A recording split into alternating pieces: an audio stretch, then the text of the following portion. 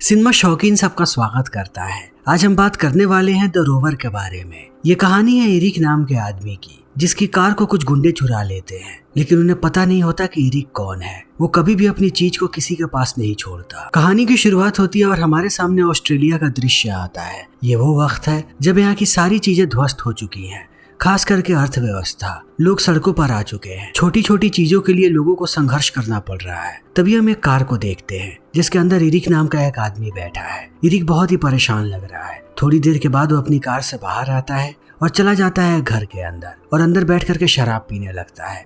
तभी हम एक दूसरी कार को देखते हैं जिसमें 3 लोग हैं। ये तीनों चोर हैं। इनका नाम है आर्ची, केलेब और हेनरी। केलेब अभी कार को चला रहा है और आर्ची और हेनरी पीछे बैठे हैं। हेनरी घायल हो चुका है। इन तीनों में अभी इसी बात पे बहस हो रही है क्योंकि हेनरी का भाई पीछे छूट गया है, वो भी घायल हालत में। इसी बात पर इन तीनों के बीच बहस होने लगती है और आर्ची और हेनरी लड़ने लगते हैं। लड़ाई इतनी ज्यादा बढ़ जाती है कि इनकी कार क्रैश हो जाती है। क्रैश के बाद सबसे पहले आर्ची बाहर निकलता है। वो देखता है कि सामने ही एक कार खड़ी है। ये कार है एरिक। आर्ची जाकर के एरिक के कार में बैठ जाता है। तभी हम केलेब को देखते हैं जो हेनरी को बाहर निकालता है और ये दोनों भी जाकर के कार के अंदर बैठ जाते हैं। तभी एरिक बाहर आता है। लोगों की भीड़ लग चुकी है। बाहर आते ही वो देखता है कि 3 लोग उसकी कार को लेकर के भाग रहे हैं। तब वो जाकर के बैठ जाता है हेनरी के कार में और पीछा करना शुरू कर देता है। जब वो लोग देखते हैं कि एक आदमी उनका पीछा कर रहा है, तब आर्ची बंदूक तान देता है एरिक पे, लेकिन एरिक बंदूक से नहीं डरने वाला। वो अभी भी इनके पीछे है। उसे अपनी कार चाहिए। थोड़ी देर के बाद वो इस गाड़ी को ले जा करके अपने कार के सामने लगा देता है। तब वो तीनों बाहर आते हैं। इनके बीच झड़प होने लगती है। एरिक बार बार कहता है कि मुझे मेरी कार वापस चाहिए। तब आर्ची बदतमीजी करता है। इस बात पे एरिक को गुस्सा आ जाता है। वो हमला कर देता है आर्ची पे। इस चीज को देखते ही हेनरी सर पे मारता है एरिक के। तब एरिक बेहोश होकर के गिर पड़ता है नीचे। तभी दूसरी तरफ हम एक सिपाही को देखते हैं जो जमीन पर गिरा हुआ है। उसकी हालत बहुत ही ज्यादा खराब है। देखते ही देखते उसकी मौत हो जाती है। उसके सामने ही एक लड़का है जिसका नाम है रेमंड, जिसे सारे रे कह के बुलाते हैं। रे हेनरी का भाई है। उसकी भी हालत बहुत ही ज्यादा खराब है, मगर वो अपने आप को संभालता है और देखता है कि सामने ही मिलिट्री की जीप है। वो जीप में जाकर के बैठ जाता है। तभी दूसरी तरफ एरिक को भी होश आ जाता है। वो अपने आप को अकेला पाता है बीहड़ में। पास में ही वो कार को देखता है। वहीं दूसरी तरफ रे ड्राइव करके यहाँ से दूर निकल जाता है। वो जीप को रोकता है और बाहर आकर के लेट जाता है पेड़ के पास और अपने घाव को देखने लगता है कि वो कैसे अपने घाव का उपचार करेगा। तभी दूसरी तरफ हम एरिक को देखते हैं जो उसी रास्ते पर जा रहा है जिस रास्ते पर वो लोग उसकी कार को लेकर के गए थे। वो हर जगह देख रहा है। वो एक गैस स्टेशन के पास रुकता है। अंदर जाकर के पूछताछ करने लगता है कि क्या यहाँ से कोई गाड़ी गुजरी है। तब वो लोग मना कर देते हैं। इसी बीच एरिक की नजर पड़ती है एक आदमी पे जो बाहर पेशाब करने आया था। पेशाब करने के बाद वो अंदर जाने लगता है। एरिक को इस आदमी पे शक होता है। वो भी उसके पीछे पीछे जाता है अंदर। अंदर जाने के बाद वो देखता है कि अंदर बहुत सारे जंगी पड़े हैं जो नशे की हालत में धुत है। सारे के सारे सो रहे हैं, लेकिन यहीं पर एक लड़का होता है जो जगा है। एरिक उससे पूछने लगता है अपने कार के बारे में। वो लड़का कहता है कि मैंने किसी भी कार को नहीं देखा, शायद दादी ने देखा होगा, आपको अंदर जाकर के बात करनी चाहिए। तब एरिक अंदर जाता है। अंदर एक बूढ़ी महिला बैठी होती है। वो बार बार उससे पूछता है कि क्या आपने मेरी कार को देखा है, लेकिन वो औरत उसके बात को नहीं सुनती। वो बार बार एरिक से उसका नाम पूछती है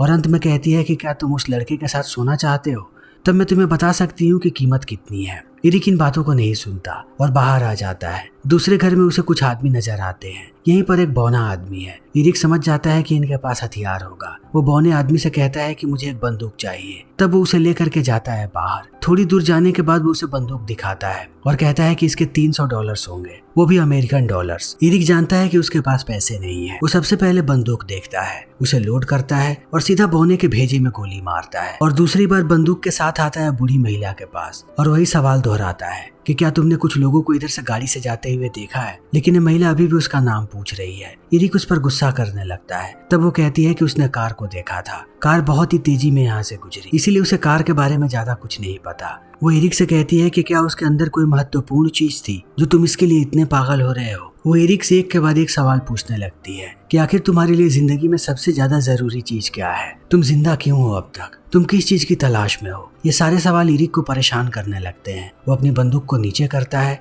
और बाहर चला आता है। जैसे ही वो कार के पास पहुंचता है, हम रे को देखते हैं। रे इस कार को पहचान जाता है। उसे लगता है कि उसका भाई उसे लेने के लिए आया है। वो पहुंच जाता है कार के पास और कहता है कि हेनरी कहाँ पर है, वो मेरा भाई है। इस बात को सुनते ही इरिक बंदूक तान देता है रे पे और कहता है कि बताओ तुम्हारा भाई कहाँ पर है। उसके पास मेरी कार है। लेकिन अब रे कुछ बताता उससे पहले वो बेहोश हो जाता है। इरिक देखता है कि रे की हालत बहुत ही ज्यादा खराब है। वो भागते हुए जाता है घर के अंदर और वहाँ के लोगों से मदद मांगता है। अंदर एक दुकान है। ये सारे लोग बहुत ही ज्यादा सनकी हैं। वो बंदूक तान देते हैं इरिक पे और कहते हैं कि हम तुम्हारे किसी भी सवाल का जवाब तभी देंगे जब तुम यहाँ से कुछ खरीदोगे। तब इरिक खाने का एक पैकेट खरीदता है और पूछता है कि यहाँ पर आसपास कोई डॉक्टर है। तब ये लोग डॉक्टर का एड्रेस बता देते हैं और इरिक निकल पड़ता है। उसने रे को पीछे वाली सीट पर सुला करके रखा है। थोड़ी देर के बाद वो पहुंच जाता है डॉक्टर के पास और बंदूक लेकर के जाता है अंदर। डॉक्टर का नाम है सुजैन। वो चारों तरफ उसे ढूंढ रहा होता है। तभी हम सुजैन को देखते हैं जिसके हाथ में बंदूक है। वो बंदूक तान देती है इरिक पे। तभी यहाँ पर एक और आदमी आता है। ये दोनों इरिक पर बंदूक तान देते हैं और कहते हैं कि आखिर तुम क्या चाहते हो। तब इरिक अपनी बंदूक नीचे रख देता है और कहता है कि अंदर एक आदमी है जो बहुत ही बुरी तरीके से घायल है। मैं चाहता हूँ कि तुम लोग उसे ठीक करो। तब सुजैन रे को अंदर लाती है और उपचार करने लगती है। लेकिन वो बार बार इरिक से पूछती है कि आखिर तुम्हारा इस आदमी से रिश्ता क्या है, क्या ये तुम्हारा कोई दोस्त है या कोई रिश्तेदार। तब इरिक इन बातों का कोई भी जवाब नहीं देता। उल्टा वो सुजैन से पूछता है कि आखिर तुम्हें क्या चाहिए, इसके उपचार के बदले में मैं तुम्हें कितने पैसे दे सकता हूँ। तब सुजैन कहती है कि मुझे पैसों में कोई भी रुचि नहीं है,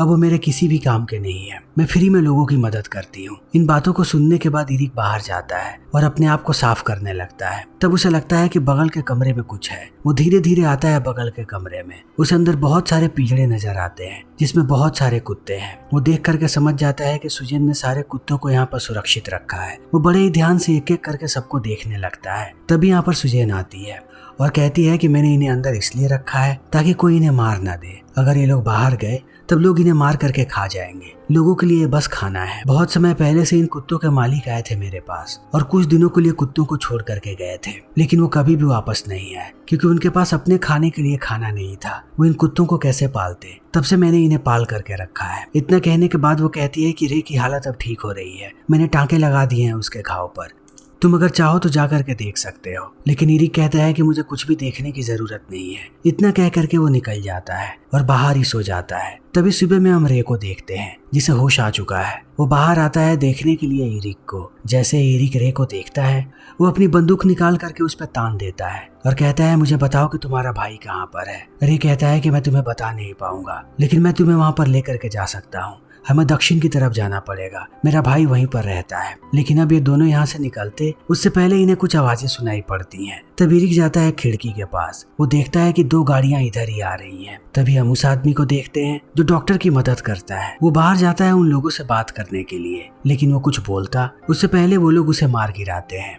तभी इरिक डॉक्टर से राइफल मांगता है और एक एक करके सारे लोगों को मारने लगता है। हमें पता लगता है कि ये सारे लोग एशियन हैं। जिस बौने को इरिक ने मारा था ये लोग उसी गिरोह के हैं। अब वो इरिक से बदला लेने के लिए आए हैं, लेकिन इरिक उन सबको मार गिराता है और रे को कहता है कि अब हम लोग यहाँ से जा रहे हैं। तब सुजैन रोने लगती है क्योंकि उसके साथी को उन लोगों ने मार दिया है। इरिक सुजैन को जमीन पर लिटाता है और रे को लेकर के निकल पड़ता है। रास्ते में ही रे को नींद आ जाती है। थोड़ी देर के बाद जब उसकी आंखें खुलती हैं तब वो इरिक से पूछता है कि हम कहाँ पर हैं, लेकिन इरिक को भी पता नहीं कि वो कहाँ पर है। अभी वो सिर्फ दक्षिण की तरफ आगे बढ़ रहा है। कुछ समय और बीतने के बाद रे कहता है कि हमें आराम करना चाहिए, मुझे भूख भी लगी है।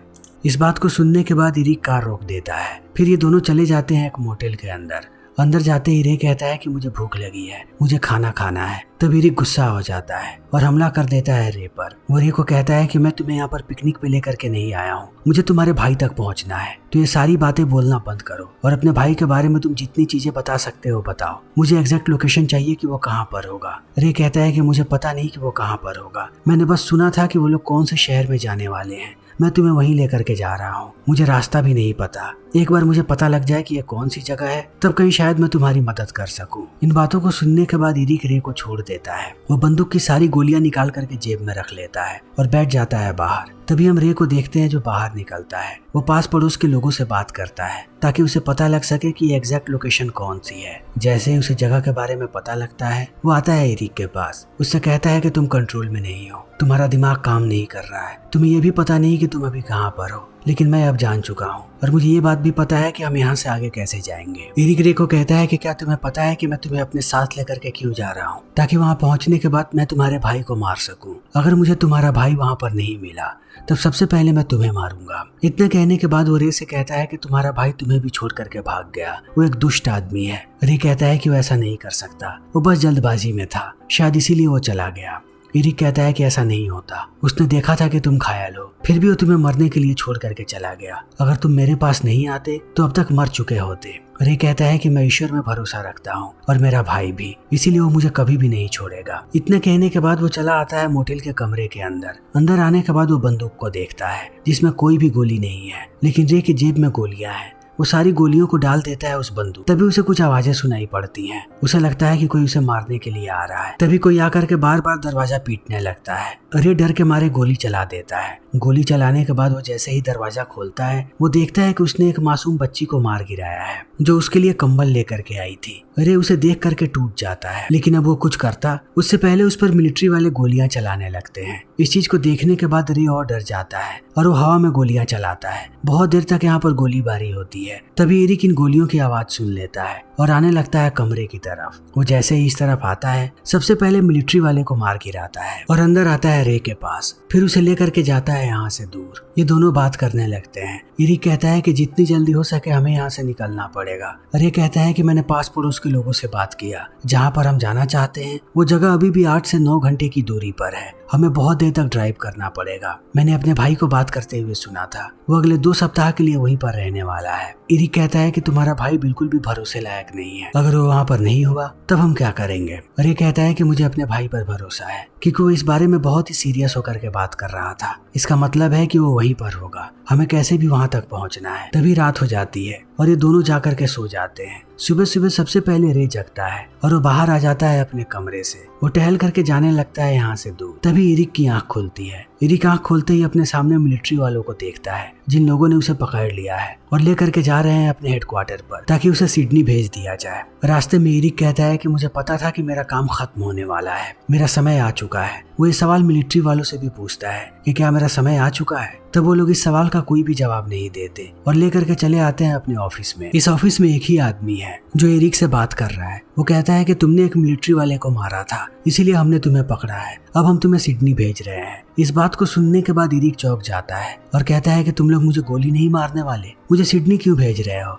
वो कहता है कि प्रोटोकॉल यही कहता है, मैं बस अपना काम कर रहा हूँ, हम किसी को भी नहीं मार रहे हैं, यहाँ पर सबको सिडनी भेज रहे हैं। तब एरिक कहता है कि तुम्हें पता भी नहीं है कि मैंने क्या किया है। थोड़े समय पहले मुझे पता लगा कि मेरी पत्नी का अफेयर चल रहा है, तब मैंने उसका पीछा किया और मुझे वो आदमी मिल भी गया। जैसे ही वो दोनों एक दूसरे के करीब आए मैंने दोनों को मार दिया और उन्हें दफना भी दिया, लेकिन अभी तक उस बारे में कोई भी बात नहीं कर रहा। मुझे उस चीज की कभी भी सजा नहीं मिली। अभी ये दोनों बातें कर ही रहे होते हैं, तभी यहाँ पर रे आ जाता है और वो मार गिराता है इस मिलिट्री वाले को। एक गोली मारने के बाद भी वो दोबारा गोली चलाता है। तब एरिक कहता है कि वो मर चुका है, तुम्हें दोबारा गोली मारने की जरूरत नहीं है। रे कहता है कि बस मैं श्योर हो रहा था। इतना कहते ही वो एरिक के हाथों को खोल देता है। तब ये दोनों बाहर आने लगते हैं। रास्ते में रे पूरी कहानी बताता है कि वो कितनी मुसीबतों का सामना करके यहाँ पर आया है एरिक को छुड़ाने के लिए, लेकिन एरिक को इन बातों से कोई फर्क नहीं पड़ता। वो दोनों आकर के बैठ जाते हैं कार में और दोबारा ड्राइव करना शुरू कर देते हैं ताकि वो हेनरी तक पहुंच सके। रास्ते में रे एरिक को कहता है कि मुझे गाड़ी चलाने दो, लेकिन एरिक उसे मौका नहीं देता। रे को बहुत बुरा लगता है क्योंकि रे हमेशा ये सवाल पूछते रहता है एरिक से, मगर एरिक कभी भी जवाब नहीं देता। रे एरिक से पूछता है कि क्या तुम माइंस में काम किया करते थे।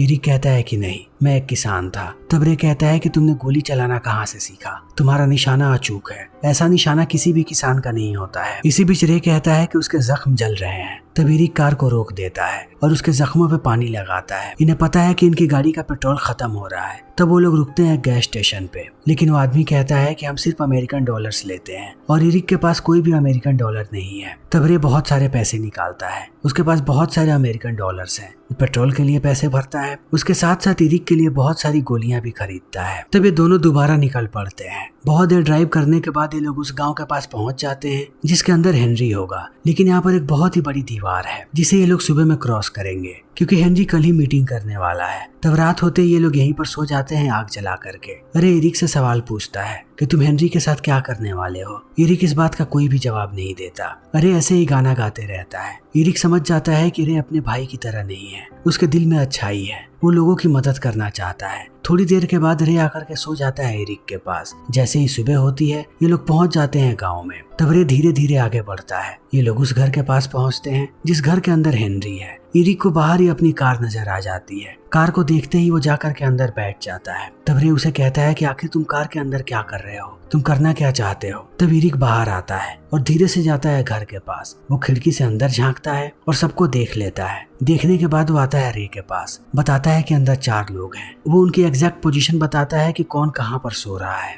वो रे को कहता है कि वो अंदर जाए और जाकर के हेनरी को बाहर लेकर के आए। हेनरी के साथ एक और बूढ़ा आदमी है उस कमरे में। तुम उन दोनों के पास जाओ, मैं जाता हूँ केलेब और आर्ची के पास। अब ये दोनों धीरे धीरे अंदर जाने लगते हैं। सबसे पहले एरिक पहुंचता है केलेब के पास। वो उस पर बंदूक तानता है और लेकर के जाता है आर्ची के पास और उन दोनों को लेकर के चला आता है बाहर के रूम में और बैठा देता है एक सोफे पे। तभी हम रे को देखते हैं जो पहुंच जाता है हेनरी के पास। वो उस पर बंदूक तानता है और कहता है कि आखिर तुम मुझे छोड़ करके वहां से क्यों आए थे। तब हेनरी कहता है कि आखिर तुम क्या बात कर रहे हो, और ये कहता है कि तुमने मुझे मरने के लिए छोड़ दिया। तब हेनरी भी बंदूक निकाल लेता है क्योंकि वो देखता है कि रे ने उस पर बंदूक तान करके रखा है। रे अपना सर घुमाता है और गोली चला देता है, लेकिन उसका निशाना जा करके लगता है दीवार पे। जैसे ही हेनरी इस चीज को देखता है वो सीधा गोली मारता है अपने भाई के गले में। तब रे नीचे गिर जाता है। जैसे ही एरिक इस चीज को देखता है कि रे मरने वाला है, वो सबसे पहले गोली मारता है केलेब और आर्ची को। जैसे ही वो दोनों मरते हैं वो चला आता है रे के पास। वो देखता है कि रे की मौत हो गई है। तब वो बंदूक तान देता है हेनरी पर और कहता है कि तुमने क्यों मारा अपने भाई को। लेकिन अब हेनरी रो रहा है। रोते हुए वो एरिक को कहता है कि आखिर तुमने मेरे भाई के साथ क्या किया था। इतना कहते ही वो आगे बढ़ने लगता है एरिक की तरफ, लेकिन वो एरिक के पास आता उससे पहले एरिक उसे शूट कर देता है। तब यहीं पर हेनरी की मौत हो जाती है। एरिक देखता है कि यहाँ पर एक बूढ़ा आदमी भी है। वो उसे भी मारना चाहता है, लेकिन वो नीचे बैठ जाता है। हम यहाँ पर एरिक को रोता हुआ देखते हैं क्योंकि कहीं ना कहीं एरिक नहीं चाहता था कि रे मारा जाए। रे एक अच्छा इंसान था, इसीलिए एरिक को बुरा लग रहा है। वो उस बूढ़े आदमी को जिंदा छोड़ देता है। थोड़े समय के बाद वो अपने आप को संभालता है और एक एक करके सारे के सारे लाशों को बाहर लाता है और सबको आग लगा देता है। यहाँ पर रे की भी लाश जल रही है। उन्हें जलाने के बाद वो अपने कार में बैठता है और चला आता है यहाँ से बहुत दूर बीहड़ के बीचों बीच। बीहड़ के बीचों बीच बहुत देर तक वो अपने कार में ही बैठा रहता है, लेकिन थोड़ी देर के बाद वो बाहर आता है और अपनी डिक्की को खोलता है। तब अंदर हमें कुत्ते की लाश को देखते हैं और यहाँ पर हमें पूरा माजरा समझ में आता है। एरिक इतना दुखी इसलिए था क्योंकि उसके कुत्ते की मौत हो गई थी। वो उसे दफनाने जा रहा था, तभी इन लोगों ने उसका कार को चुरा लिया। एरिक अपने कुत्ते से बहुत ही ज्यादा लगाव महसूस करता था। वो कैसे भी चाहता था कि वो उसे दफनाए, इसीलिए एरिक पागलों की तरह अपने कार को ढूंढ रहा था। वो अपने कुत्ते को उठाता है और जाता है बीहड़ के बीचों बीच और उसे दफनाना शुरू कर देता है। फिर इसी के साथ ये फिल्म यहीं पर खत्म हो जाती है। तो दोस्तों, हमारी आज की ये वीडियो यहीं पर खत्म होती है। अगर आपको हमारी ये वीडियो पसंद आई हो तो इसे लाइक करें, शेयर करें और चैनल को सब्सक्राइब करें। Thank you.